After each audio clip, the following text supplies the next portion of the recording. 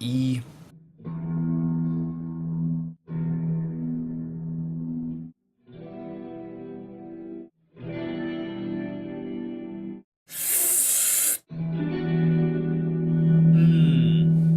Let's talk about that one. This chord is what you call an E minor ninth. And the way you play it is with your second finger on the 7th fret on your A string. That's your root. Your first finger on your 5th fret on the D string. That's a minor third. With your third finger on the 7th fret on the G string. That's your minor 7th. And then the money note with your 4th finger on the 7th fret B string. And that's your 9 interval. Now this is a movable chord voicing, so you can fret it anywhere on the neck.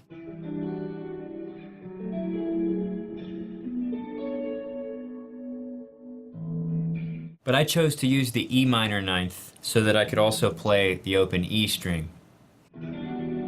Chord voicings on the guitar are always kind of a funny thing, because it's not like the piano where you have access to every note that you could want all in a row. You're limited by the way that the notes are arranged on the fretboard. Now, if you remember the intervals that I called out when I went through each note in the chord, you might remember that I didn't include any 5th, which would be a B. And you could find it up here. So really, you could add the 5th to the chord, and it would sound like this. But I choose not to because I just don't like the way it sounds. So let me back up a little bit and explain to you what a minor ninth chord actually is. If you remember in the intro, I played first a single note, open E. And then as I went through each chord that I played after that, I actually built to another level of harmony for E minor. So after the single note was an E power chord, and a power chord just includes the root note E and the 5th, which is a B. That's that classic movable power chord shape that we all know and love. You can also extend a power chord to 3 strings by adding the octave. You've got E, B, E.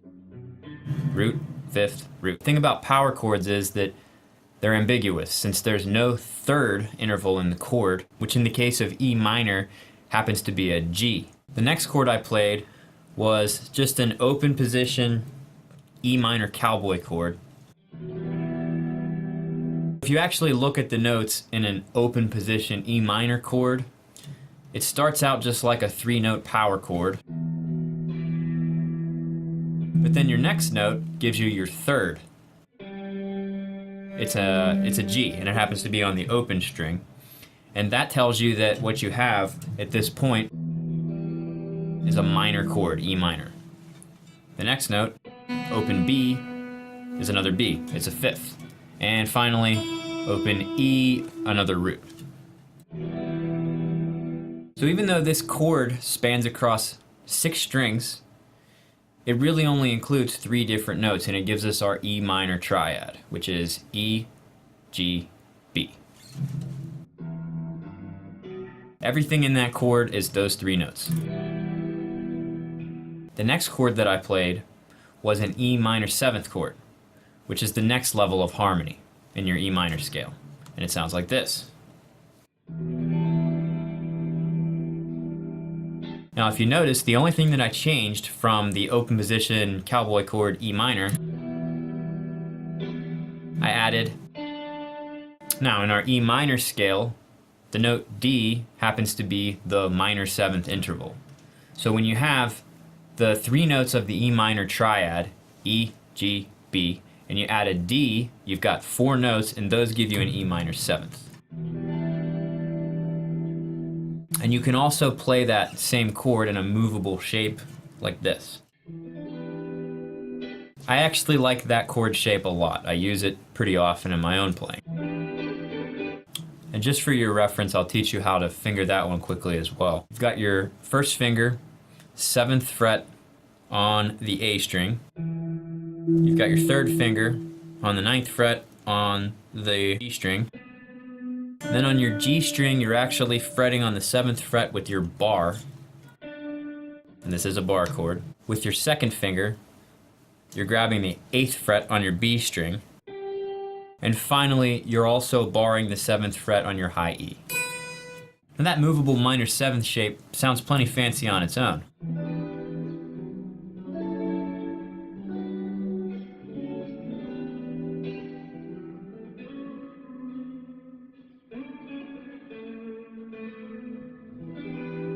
But what we're after in this video is next level fancy.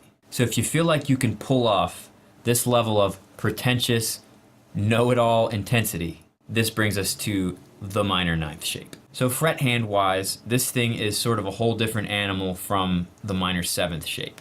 So quickly, this minor 9th shape has 7th fret on your A string, 5th fret on your D string, 7th fret on your G string, and 7th fret on your B string. And like I said, you could also add the 7th fret on your E string, 5th, but I think it sounds crappy. So the thing that separates the minor 9th chord from the minor 7th chord is that normally it includes all the notes of the minor 7th chord, which are the minor triad plus the minor 7th, and then it adds the 9, or the 9th interval. Now when you hear me talk about a 9th interval, or even an 11th or a 13th for that matter, you may be a little confused at first because there are only 7 tones in a diatonic scale, right? You've got 7 tones and then the octave again, which gives you 8, or an 8th. If someone says an 8th, it's an octave, it's the same thing. So the 9th interval is really the same note an octave above the 2nd interval in the scale. So if you play through all of the notes in the scale,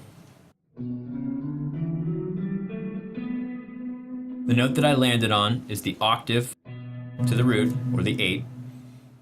And if I go up another whole step, that brings us back to the 2 again, or aka the 9. So when I play an E minor 7th chord, which is all 3 notes of the E minor triad plus the minor 7, and then add this note, the 9, that makes the chord span from the root to the 9. So when you arrange all the notes in order of the scale, you get 1, 3, 5, 7, 9. Now again, remember that I said chord voicings on the guitar are a little goofy. So in this case, I do choose to leave out the 5th, and that's something that happens in jazz and in a lot of guitar playing, is that the way that you voice a chord, sometimes you have to leave out one interval or another. Now the notes that we choose to leave in this position tell us what kind of chord it is, which also means that it tells our ears what kind of sound it's going to have. And that's how we end up with our minor 9 sound. This shape works great as the 2nd or the 2 chord in a progression, aka the Dorian spot in the scale. So let me play you a few notes from the E Dorian scale to put that sound into your ears, and then I'll show you how the E minor 9 sounds in that context.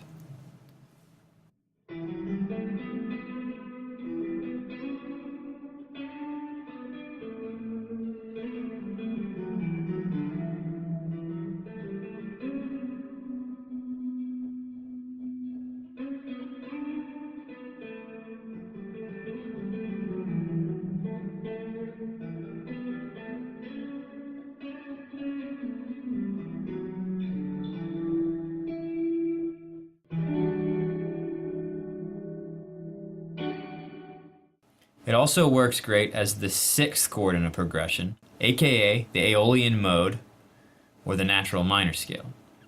So I'll play you a little bit from the E natural minor scale to put that sound into your head, and then I will show you how the E minor 9th chord sounds in that context.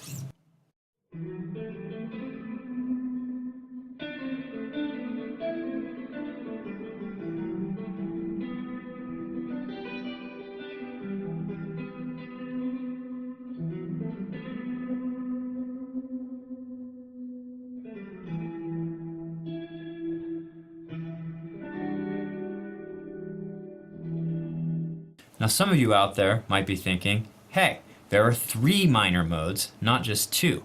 What about the Phrygian? Now, to my knowledge, if you want to use a fancy extended harmony chord like this in the 3rd position in the Phrygian, you would choose an 11th chord rather than the 9th, which is, if you understand how you make a 9th chord, the chord spans from the 1 to the 9. Well, this one spans from the 1 to the 11, aka the 4th interval the 2nd time around, right? So just to demonstrate that, I'm not going to get into the 11th chords really in this lesson, but I'll do a little Phrygian quickly for you and just show you, and maybe you can see how it matches up a little better with the Phrygian.